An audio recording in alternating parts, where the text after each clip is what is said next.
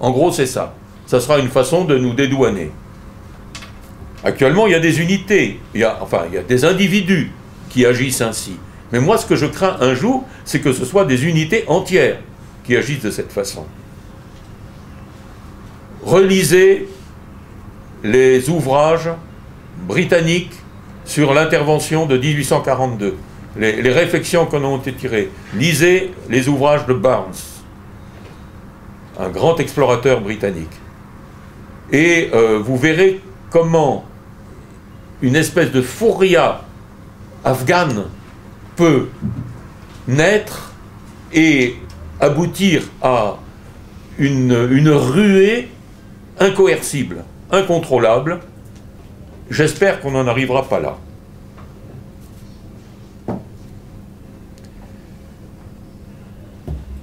Et je vous signale cette remarque, c'était dans le New York Times.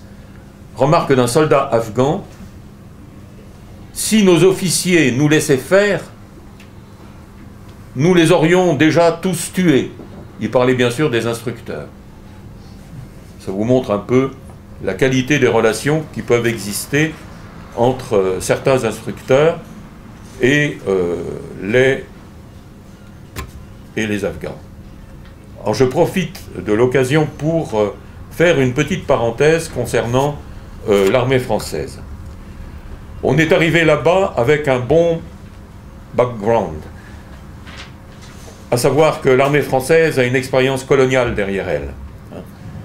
Et il y a quelqu'un qui nous marque, nous, officiers, c'est Lyautey, le maréchal Lyautey, qui essayait toujours d'introduire dans toute sa politique une petite parcelle d'amour, d'intérêt pour les populations. Lyautey a bénéficié de 15 ans au Maroc, moyennant quoi il a abouti à un résultat. Il a fait progresser le Maroc, il a fait progresser sa civilisation, il a expliqué aux Français ce qu'était le Maroc. Il a été extrêmement profitable pour ce pays, il les a aimés, et en échange, les Marocains l'ont aimé. C'est ça qu'il fallait faire. Et les Français ont essayé de le faire, mais pour le faire, ils ont eu combien? Ils ont eu 2 ans, 3 ans. Il y a eu toutes sortes de petits scandales quand on est intervenu. À Sarrobi, par exemple, un jour, on avait fait sortir une patrouille et il y avait donc un sous-officier féminin. On avait demandé aux sous-officiers féminins de porter le voile pour aller dans les villages afghans. Et moi, quand j'ai vu ça, je me suis dit, non, quand même, là, on exagère un peu. Hein. Et puis, il y a eu l'aumônier, un fort brave homme, qui a protesté, hein, qui a dit, cette jeune fille est catholique, pour elle, ça a été un traumatisme de porter le voile, etc. Mais, si on se situe dans la mentalité de Lyautey, il faut respecter absolument la population qu'on a en face. Il faut parler sa langue, il faut la connaître, il faut la respecter, il faut se faire aimer d'elle. Et ce sous-officier qui se serait promené à visage découvert avec des hommes dans les villages afghans, c'était quelque chose d'extrêmement choquant. D'extrêmement choquant. Il fallait effectivement qu'elle soit voilée. C'est seulement après que j'ai compris. Donc voilà, on a essayé de faire quelque chose, on y est arrivé, on a replanté des amandiers, on a creusé des puits, on a fait ce qu'il fallait faire, dans la région la plus complexe. On a trouvé le moyen en 2008, parce que je suis gentil pour nos soldats, parce que vraiment, ils ont fait leur boulot. Mais par contre, pour les politiques, non. C'est scandaleux ce qui s'est passé.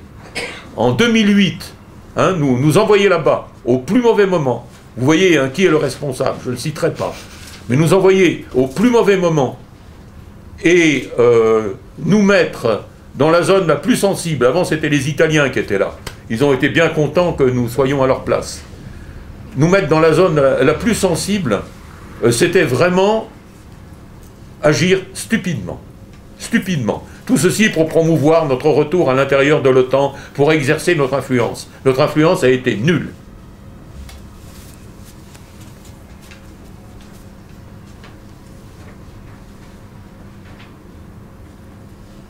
Alors je voudrais signaler encore, dans la situation actuelle, pour les gouvernementaux, le leurre des élections présidentielles.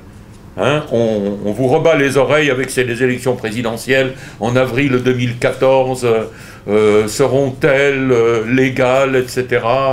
Mais il est évident que quand on ne contrôle qu'un tiers du territoire, que l'on n'est pas apprécié par la population, ces élections présidentielles ne seront pas légales, hein, ne seront pas démocratiques. C'est une autre marionnette qui va arriver au pouvoir. On parle d'un frère de Karzai. Karzai, lui, va partir, comme le général Thieu, le général vietnamien, il va partir se reposer quelque part en Californie. Hein.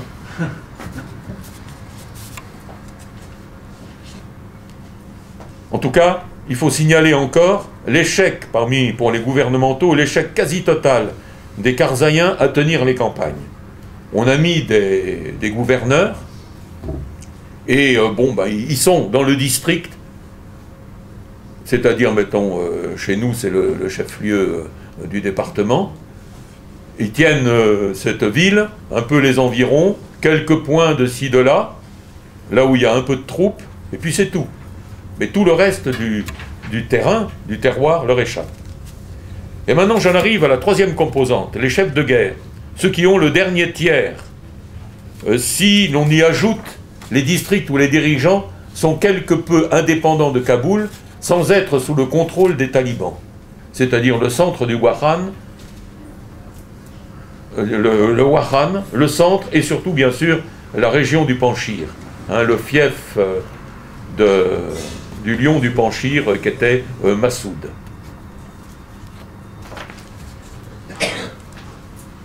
Donc ces chefs de guerre tiennent l'ouest et le nord, toute la région septentrionale. d'Herat à Faïzabad. Hein, vous avez ces villes sur le croquis que je vous ai donné. Mais on observe chez eux de plus en plus des poches des guérillas pachtoun. Parce que les Pachtoun, depuis belle lurette, ont été installés dans le nord.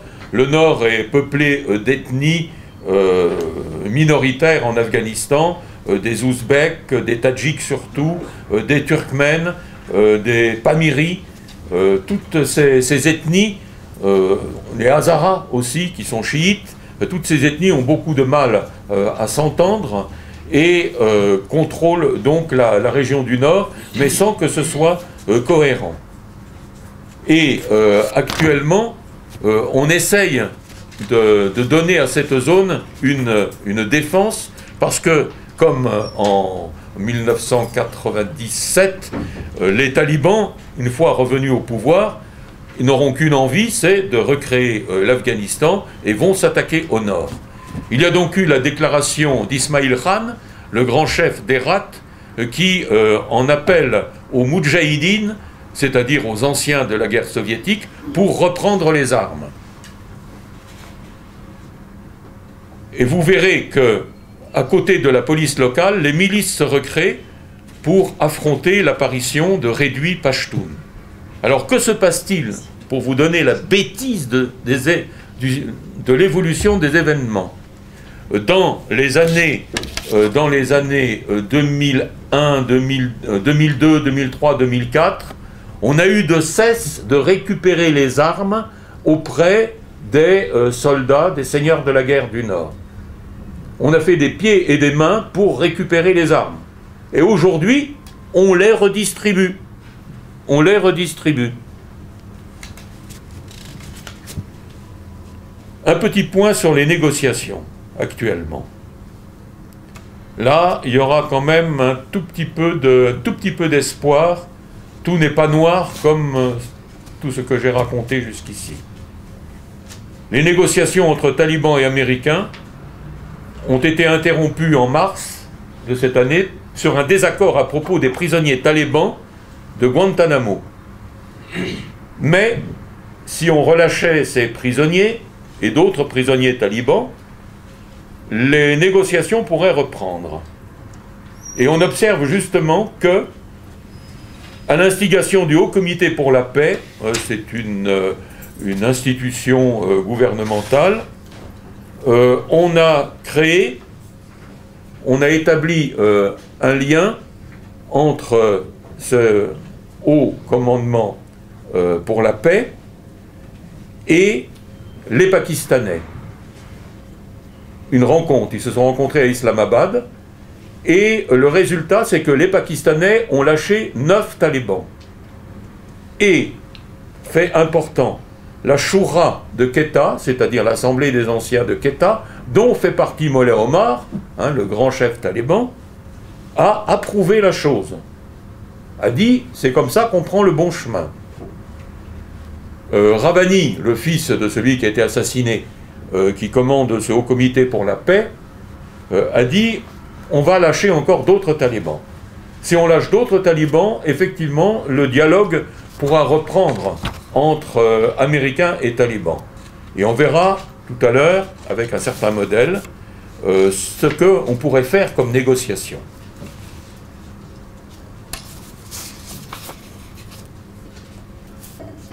En tout cas, ce sont les Pakistanais qui, en Afghanistan, tirent depuis longtemps les ficelles. N'oubliez pas que ce sont eux qui ont créé les talibans, à partir de la zone tribale. Ils protègent autant qu'ils contrôlent Mollah Omar, dont on peut se demander s'il n'est pas finalement le prisonnier des talibans. Si Mollah Omar était en dehors des camps pakistanais, des camps militaires pakistanais, il recevrait aussitôt un drone sur la cafetière, c'est sûr. Hein. Mais il est dans les camps pakistanais, là on ne peut pas lui tirer dessus. Islamabad, en tout cas, ne veut absolument pas d'une réconciliation nationale en Afghanistan qui pourrait se faire contre lui. Il y a dans l'histoire différentes invasions afghanes, dans le Sindh, dans le Cachemire, dans toute la région est de l'Afghanistan, est et sud de l'Afghanistan. Ils sont sensibilisés à cela. Et puis aussi l'Afghanistan, c'est leur profondeur stratégique. Si par hasard il y a un front qui s'établit contre eux là-bas, ils se sentent vraiment encerclés entre l'Inde, qui les domine à tout point de vue, et puis, sauf sur le plan nucléaire, et l'Afghanistan. Tout ceci est une situation extrêmement complexe, mais extrêmement dangereuse actuellement. Et je crois que s'il y a un pays où il pourrait y avoir utilisation de l'armement nucléaire, un pays ou une région, ce serait quelque part entre Pakistanais, Indiens et peut-être Iraniens, s'ils progressent. Il va y avoir les conversations à Chantilly. Vous le savez, donc ce sera, je crois, ce 20 décembre, à l'instigation du gouvernement français. Elles pourront être utiles, certes, mais je ne crois pas qu'elles pourront quand même aller bien loin, étant donné tout le passif que représente notre intervention. Si nous n'étions pas intervenus, tout le monde se tournerait vers nous. Comme ça s'est passé en Irak. Souvenez-vous, le discours de Villepin. Le seul pays qui disait non, l'Irak n'a pas d'armement nucléaire, l'Irak n'est pas ce que vous pensez. Les Américains disaient, nous on est beaucoup mieux informés que tout le monde, on sait parfaitement que, et finalement un jour ils ont reconnu que nous avions raison. Ça a été très difficile à tenir dans les états-majors, ce point de vue. Le président téléphonait en disant, vous êtes bien sûr, il n'a pas d'armement nucléaire, je peux dire ça. Oui, monsieur le président, vous pouvez. Il fallait être courageux pour le dire. Donc ces conversations, il y a un passif à surmonter. Nous avons de bons diplomates, peut-être y parviendront-ils, j'en doute quand même un peu. En tout cas, ce dont il faut bien se rendre compte en Afghanistan, c'est qu'il faut laisser les Afghans se débrouiller eux-mêmes. Ils ont leur système de démocratie qui est une démocratie à main levée, qui est la démocratie des Shura. On se rassemble, les vieux se rassemblent, envoient des délégués à Kaboul, à la Grande Shura. La Grande Shura prend des décisions et c'est répercuté aux petites Shura de province et de district. Et ça marche bien. Le pouvoir central était respecté. hein, il était loin, mais quand il envoyait un gendarme pour une mission particulière, le gendarme n'était pas armé, il avait seulement une ceinture.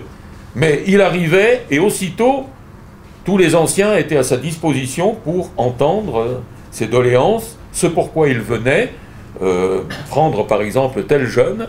Le jeune en question lui était remis, hein, et il le ramenait à Kaboul. Il le ramenait à Kaboul, il n'était pas armé, le jeune ne s'évadait pas, pris qu'il était dans le réseau du droit coutumier local. Tout ça, ça fonctionnait fort bien.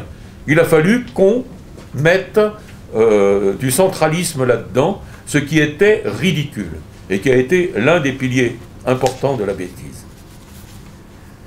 Quelques initiatives américaines maintenant. Les Américains préparent aujourd'hui la résistance dans le nord de l'Afghanistan en formant police et milices. 3 semaines de formation pour ces messieurs de la police et des milices. Cela se fait avec l'aide des forces spéciales américaines, notamment dans la région de Kunduz, qui se met à bouger actuellement.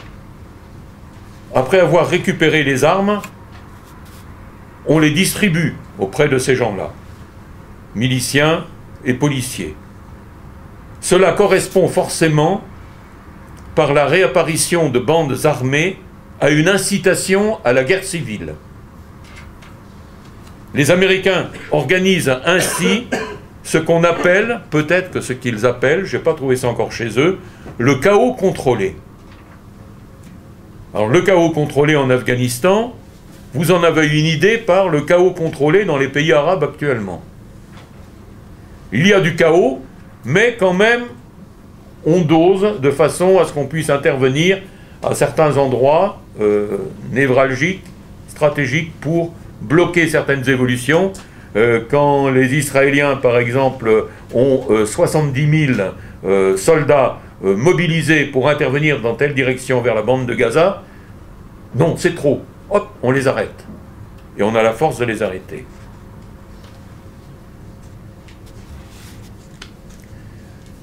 Et les Américains, pour ce chaos contrôlé, auront quelques bases militaires en Afghanistan, avec un effectif américain qui sera compris entre 6 000 et 15 000 hommes. C'est peu, me direz-vous, certes.